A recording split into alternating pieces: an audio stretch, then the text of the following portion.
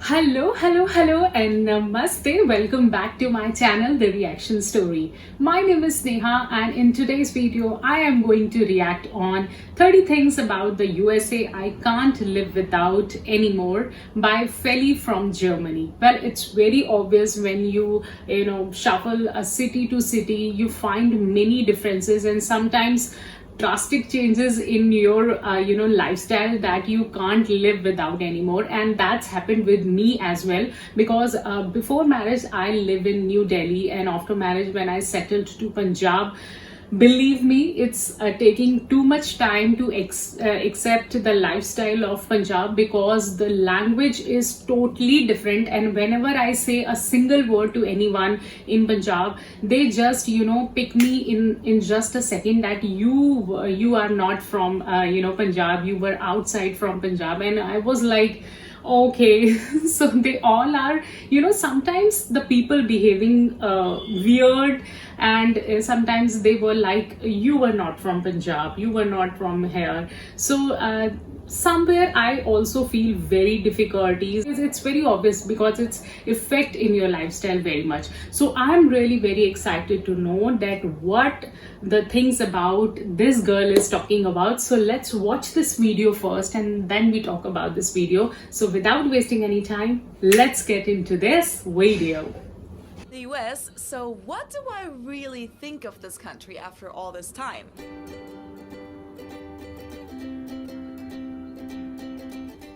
Hello, Servus, and welcome back to my YouTube channel. My name is Felicia, I'm originally from Munich, Germany, and 5 years ago today is when I arrived in the US for my first long-term stay here. I had been to the US for a 2-week-long high school exchange and for vacation before, but I had never actually lived here. Until August 13th, 2016, when I got on a plane from Munich to Paris and then from Paris to Cincinnati to start my exchange semester at the University of Cincinnati.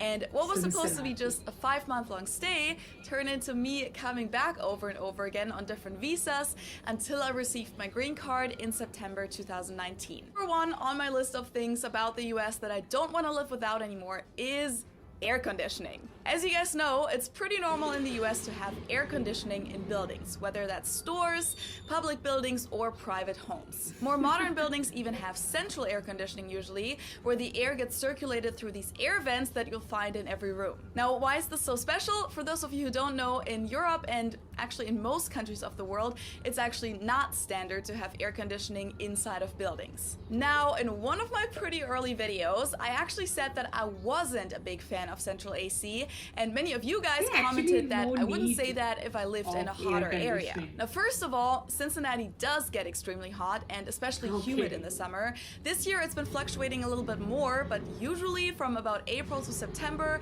it's 80 to 90 degrees almost the whole time with a really high humidity, which often makes it pretty hard to deal with. It'll get over 100 degrees a lot too, so like around 38 degrees Celsius. Now, of course, we also have cold winters here, but it's not like we don't deal with the heat here at all. If you look at the longitude, Cincinnati is about the same level as Ibiza in Spain or Sardinia in Italy. The reason why I said I didn't love central AC back then was because when living with other people or in public buildings like at a university, Americans often really overdo it with the AC. Instead of setting the temperature to a normal average room temperature inside that would already feel cold compared to the hot summer air outside, it often feels like an actual fridge inside. I'm not kidding, people often set it to like 16 to 18 degrees Celsius, like around 63 degrees Fahrenheit, which to me is just as inconvenient as the outdoor temperature. It's just the other extreme. Plus, you usually wear short summer clothes during that time, and it's pretty annoying to always basically have to carry a sweater with you in the middle of the summer because you'll need it when you go inside. So that was one reason why I said that back then, and then the other reason was that I find it kind of annoying that in a bigger house, when you live with your family or roommates, it's all regulated centrally. So you can't turn it up or down or even off just in your room or just in the living room. If the rest of the people want the AC on, you have to live with it. At most places you can usually close your vent in your room, but that doesn't usually make that big of a difference. I'd personally like it better if you could regulate the temperature individually in every room. I remember that 5 years ago when I came here on my exchange semester in August, I was sitting in my room doing homework or something, and I was wearing my warm winter clothes that I had brought for later on in the semester, and I was also wearing a scarf because I found it so cold inside. And I also got sick for like a few weeks straight right after I came here because the AC was so cold. But besides that, I think it's awesome that AC exists here because it helps a lot with the humidity, and it's also just really nice to be in a restaurant or even in a club with a dance floor and not have to sweat your ass off. In Germany, when it's hot everywhere usually. On the subway, in restaurants, at school, in the office. But here, you don't usually have to worry about your legs sticking to a chair when sitting down in the summer, so that's pretty awesome. Oh. Plus, ceiling fans are great too, so when I'm home in Germany in the summer, when it's actually hot there for once, I actually do miss both my AC and my ceiling fans. Number 2 is customer service. I know that many Germans don't share this opinion, especially the ones who only know this from vacation to the US or from the media, but once you've gotten used to it, American customer service is pretty amazing. Whether it's at a store or a restaurant, overall people working in customer service just treat you really nicely here. They'll be friendly, make small talk with you, and usually try to accommodate every request you might have, even if you're basically asking to create a whole new meal that isn't on the menu. In Germany, you'd probably just get an answer along the lines of, "That's not possible," not even a sorry in a lot of cases. Of course, this isn't always the case, but overall, this is a difference that really sticks out. And even though many Germans say that they prefer the direct and sometimes even unfriendly German customer service, I really haven't met anyone who says that after living here for a while. It definitely takes a little bit to get used to the American way, because as a German, it might seem disingenuous at first, maybe even fake and over the top, but it's kind of like a cultural language that you'll have to learn how to speak and understand first, and I personally don't want to live without it anymore. I've had so many people working in customer service just make my day much better just by being friendly or exchanging some nice small talk. It can even make running errands a much more pleasant experience. I just recently told a story about when I had to get my Ohio driver's license renewed on the podcast. That was a perfect example of this too, so I'll just link that episode down below. Of course, I know that, especially in the food service industry, a lot of the good customer service goes back to the staff being paid only a few dollars an hour and mainly relying on tips. But you'll experience the good customer service in other fields as well, where people are paid much better, so I would argue that it's much more than just the tipping culture. Another cool thing about the US is that there are so many entrepreneurs and creatives in this country that you can learn from. For example, on Skillshare, the next point on my list is convenience. I feel like this one is a pretty obvious one, but the US really is the country of consumption and convenience. You need some milk, a new bathing suit, and a new lamp for your living room? Just go to Walmart or Target or any of those stores and you'll find everything in one store. Plus, there's most likely also gonna be a Starbucks in there too. You're in a hurry, but you need to stop by the store for a couple things? No worries, just run in, check out at the self-checkout machine, and usually you don't even need to bring your wallet, just pay with your phone. If you realize at midnight on a Sunday that you're out of tomatoes, no worries, just go to the grocery store. Many of them don't close until 1 a.m. I also or faced never. And stores aren't closed on Sundays like they are in Germany. What a dream. Or you can just have the tomatoes delivered, or order takeout from a restaurant with services like Uber Eats or DoorDash or Grubhub, etc. And of course, a big part of this whole convenience thing is also the fact that here in the Midwest, you can just drive to places and you'll usually find parking pretty easily, and the parking spots are huge compared to Germany, and so are the streets. Driving here in Ohio is just so relaxing compared to driving and especially parking in Munich. Is it environmentally friendly? Definitely not. Is it convenient though? Unfortunately, yes. Along with the big streets and parking spots also goes the fact that there's just a lot more space in this country than in Germany. Everything is huge here, and I especially enjoy that when it comes to living spaces. Houses, bedrooms, closets, fridges, all of that is just so much bigger in the US, and especially here in Ohio, living space is still relatively inexpensive compared to Munich, which is the most expensive city to live in Germany. Here, when people say that they have a tiny bedroom, it's still big for German standards usually. And in Ohio, you can buy a regular house with let's say 2 or 3 bedrooms for like $100,000 to $200,000, while even just an apartment with 3 bedrooms in Munich is usually over $1 million. The fifth thing that I really wouldn't want to miss about the US is how easy it is to connect with people here. Americans in general are just so open to meeting new people and making new friends. You can combine friend groups pretty easily if you're having a party or a barbecue, and especially as someone who's new to a country, it's a lot easier to find friends than it would be in Germany, where friend groups tend to be a little more closed off and long-term. Plus, I feel like Americans are great at genuinely being interested in another person's story and finding common ground, even if you're really different people on the surface. Number 6 is pretty simple, but it has become an absolute essential part of my life. Kettle corn. It's a mix of sweet and salty popcorn, and it's the absolute best snack in the world.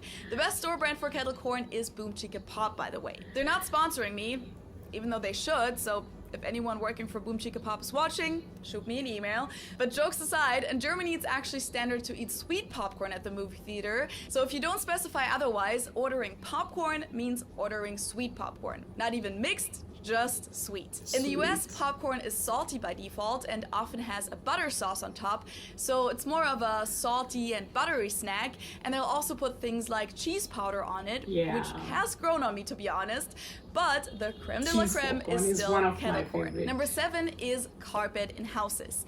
It's a lot more common in the US to have carpeted floors in the living room, but especially in the bedrooms, than it is in Germany. In Germany, that's a rather outdated thing, and you won't see a lot of houses with carpet anymore these days. You'll mostly find hardwood floors there, parquet usually. And that's because most Germans prefer hardwood floors, and nowadays a lot of Americans do too, but I love how common carpet is here because I just find it so much more cozy to wake up in the morning and walk on soft, fluffy carpet rather than walking on cold and slippery hardwood floors. One big thing that I'd like for Germany to adopt, so this is my official request, Germany, is the amount of pools that you'll find here in the US. Not just private pools that you'll find in someone's backyard, but neighborhood pools or pools in apartment buildings. That's not a common thing at all in Germany, but here, if you live in the suburbs or a more residential neighborhood, it's super common that there's a public pool that everyone living in the neighborhood can use. And many apartment complexes have a pool too, kind of like a hotel. There are even student apartment buildings with pools here. And needless to say, in the summer, that's just really awesome.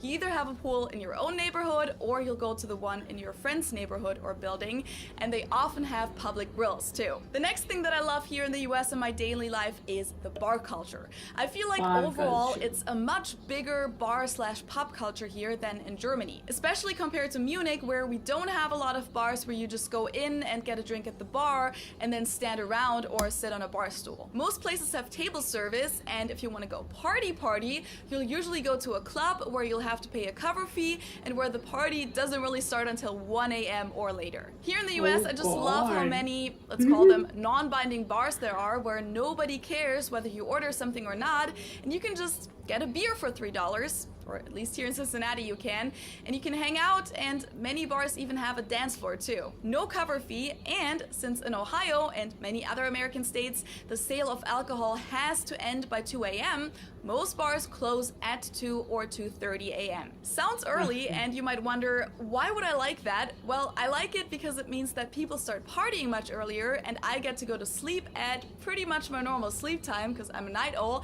and I don't have to ruin the entire next day like in Germany, where you often stay out until 6 a.m. or later because the party doesn't even really start until late at night. Plus, going out here is much cheaper since a lot of the bars simply have a dance floor and you don't need to pay a cover fee, so it's more flexible, better hours in my opinion, and a lot cheaper. Plus, I like the music much better too. I'm not really into EDM, and in my opinion, Germans don't have great taste in music because they don't have a lot of rhythm, so everything is always just boom, boom, boom, like the same beat the whole night. So I personally just like the music here in the US a lot better. Another really important one is Mexican food. With Mexico being right across the border and Mexicans being the biggest immigrant group here, you'll find Mexican restaurants everywhere, which we don't really have in Germany. Now, before you guys comment, oh, but it's not real Mexican food, it's Tex-Mex, it's Americanized. Well, first of all, that tastes really good too, but even in Cincinnati, in the Midwest, there are numerous authentic Mexican restaurants as well. I've never been to Mexico myself, but if Mexicans who live here say that it's authentic, I'll believe them. You don't have to travel to certain states to find good Mexican food. It's really all over the country. The next point is something that I've talked about a little more in detail in this video, but I really like the positive mindset in the American culture. This is a generalization, of course, but overall, Americans have an attitude that's much more, let's try it, what could go wrong, rather than Germans who are often really more like, appreciable. why would we try that? Something could go wrong. I like to summarize it like this: when Germans would say, why are you doing that? Americans are often more like, why not? Which is something that I personally just really enjoy, because I find it to be a much more supportive environment to be creative personally and live your life how you want to live it and not how other people expect you to live it. I'm pretty sure I wouldn't have this YouTube channel if it weren't for that positive and encouraging mindset here. Number 12 on my list is flexibility, by which I mostly mean that compared to Germany, when it comes to moving or your job, things are a lot more spontaneous and you can decide things much more last minute here. Like, well, in Germany, it's common that you have to give a 3 months notice to quit your job or being fired. It's only a 2 weeks notice here, even for salary jobs, which obviously has a lot of downsides too, but I kind of like how it makes life a little bit more flexible. Even more so with housing, if you rent a place, it's usually a 1-year lease in the US. If you want to stay after that year, you can usually re-sign the lease for another year, but it kind of encourages a lot of people to move a lot, which again might be perceived as something negative, but I personally like how it's normal for people to move around a lot and thereby keep their lives interesting and keep their options open as to where and how they're gonna live in the future. In Germany, leases are usually unlimited and people move a lot less in general. If you buy a house in Germany, you usually plan on staying there permanently or at least for a really long time, whereas Americans often just buy houses and then sell them again after a few years to move somewhere new. And last but not least, a thing that I could have included in my point on convenience, but I felt like it deserved to have its own point on the list, is drive-thrus. One of the most American and most convenient things ever. There are really drive-thrus everywhere here, for fast food restaurants obviously, but also for Starbucks and other coffee shops, pharmacies, banks, so like drive-through ATMs, drive-through vaccines, which is how I got my COVID vaccine, drive-through convenience stores, or even liquor stores.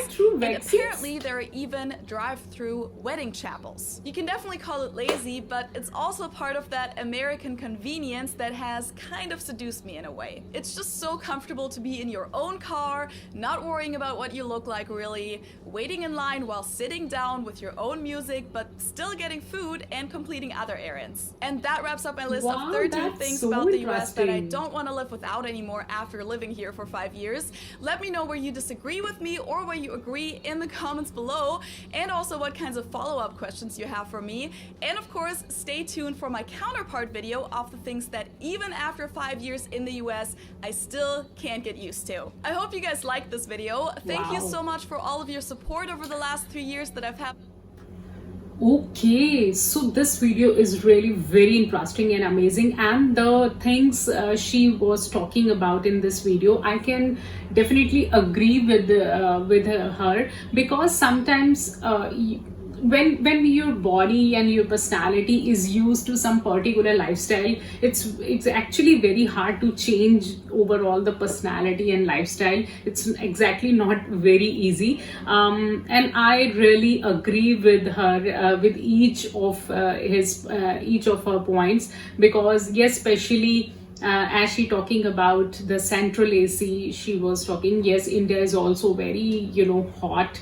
So if your body is used to for ACs, you can't live without it. And second, she was talking about the food, the Mexican food. I can also relate with this, because I am really a big food lover and I'm a big foodie. So in Delhi, we usually eat a very street foods. We try always new things, but when I shifted to Punjab, I'm not saying that Punjab is not rich in food, delicious and awesomely you can say delicious food is served here, but some kind of taste which my body, which my tongue is used to, it's sometimes is little hard to accept the taste of the food. But now when I used to live here from past 13 years, my body is used to now, and I love the Punjabi food, especially the paneer tikka. And third things, she was talking about the space. So yes, the very big difference which I faced, that when I lived in Delhi is very expensive. If we're talking about the space, you can buy very small apartment in a very big amount, and in that much amount in Punjab you can buy a villa.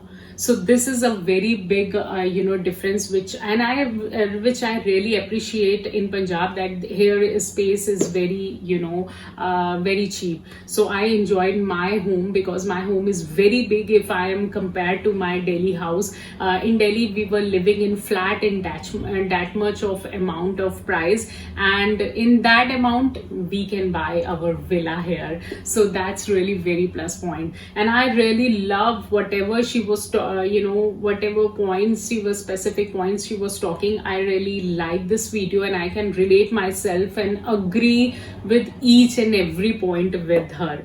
So I really enjoyed this video, and I hope that you guys also enjoy this video with me. And if you like this video, then don't forget to subscribe this channel and hit the like button, and give me your views, your thought about this video in the comment section below. I will definitely try to reply each and every comment of you. So thank you very much for watching this video. Till then, be happy, stay cool, goodbye.